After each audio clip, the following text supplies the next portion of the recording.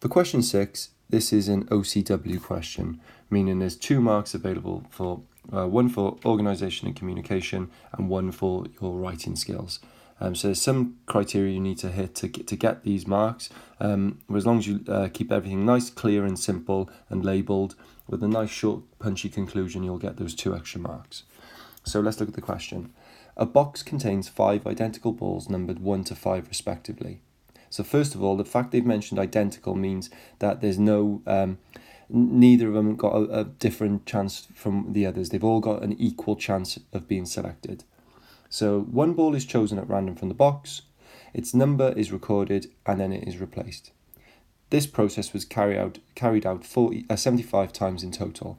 How many times would you expect an even numbered ball to have been chosen? We must show all our workings on this question. So the first thing we need to think about is that we have, if I just draw this for a sec to help us imagine, we've got 1, 2, 3, 4, and 5, all drawn really badly, but imagine they are all equal sized. Someone's going to choose one of those from at random, and then we're going to put it back and repeat that 5 times. And how many times would you expect an even numbered ball to be selected? So first of all, just on one go, what is the probability of choosing an even number? Well, we can see 2 and 4 are an even number, so there's 2 possible outcomes out of a total of 5. So doing the experiment once, it's a 2 in 5 chance. But because we're doing it 75 times, to work out expected outcomes,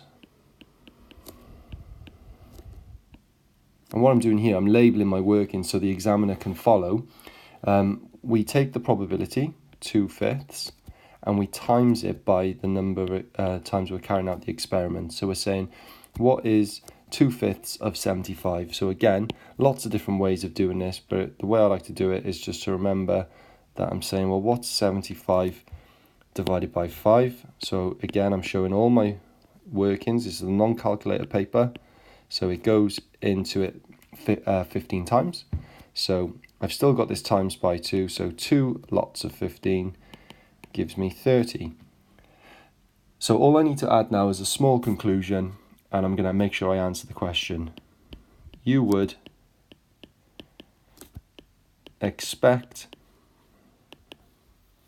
30 even numbered balls to be chosen.